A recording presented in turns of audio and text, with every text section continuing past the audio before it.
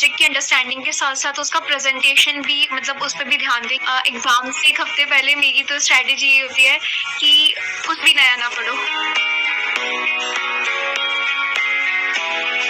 Hello everyone, मेरा नाम प्रकृति मित्तल है और मैंने Madhya Pradesh board intermediate examination 2022 में फर्स्ट रैंक प्राप्त की थी।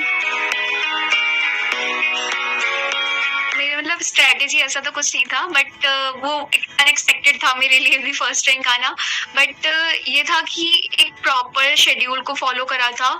फिर उसके बाद जैसे प्रीवियस ईयर क्वेश्चंस जो होते हैं उन पे बहुत अच्छा मतलब उनका एनालिसिस किया था बहुत अच्छे से। एंड मेरे हिसाब से मतलब अंडरस्टैंडिंग होती है सब्जेक्ट की, उसके साथ साथ एक जो पेपर प्रेजेंटेशन होता है उस पे भी मैंने बहुत मतलब ध्यान दिया था, क्योंकि बोर्ड में at the end paper presentation के ही मार्क्स मिलते हैं।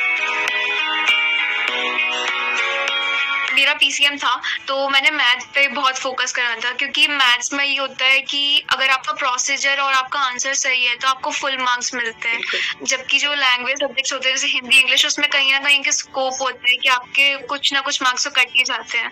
तो ये जो पीसीएम था फिजिक्स केमिस्ट्री एंड मैथ्स, उस पर मैंने स्पेशल एम्फोसिस किया था।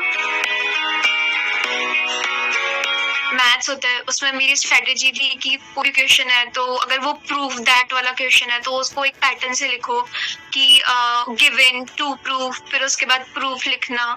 तो ये सब मतलब छोटी छोटी प्रेजेंटेशन की पूरा फॉर्मेट बनाना कि हाँ अगर इस टाइप का क्वेश्चन आता है तो मैं इसको ऐसे डील करूंगी। और लैंग्वेज होती है तो जैसे हिंदी इंग्लिश था उसमें पूरा एक राइटिंग सेक्शन आता है, तो उसका भी पूरा मतलब एक फॉर्मेट बनाना कि इस टाइप का लेटर आएगा तो ऐसे लिखना है, ये सब चीजें।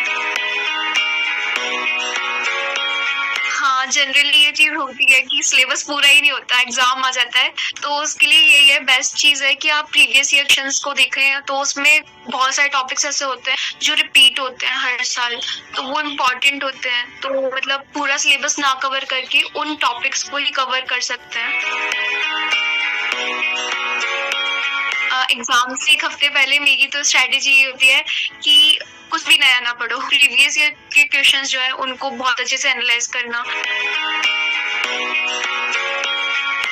सोशल मीडिया मतलब वो मैं तो मतलब वो इंडिविजुअल पे डिपेंड करता है मेरे हिसाब से। तो बहुत से लोग ऐसे होते हैं जो बैलेंस कर लेते हैं, बट मैं उनमें से थी जो बैलेंस नहीं कर पाते थे। तो मेरा तो यही था कि एग्ज़ाम के टाइम पे कर दो, बेटर है।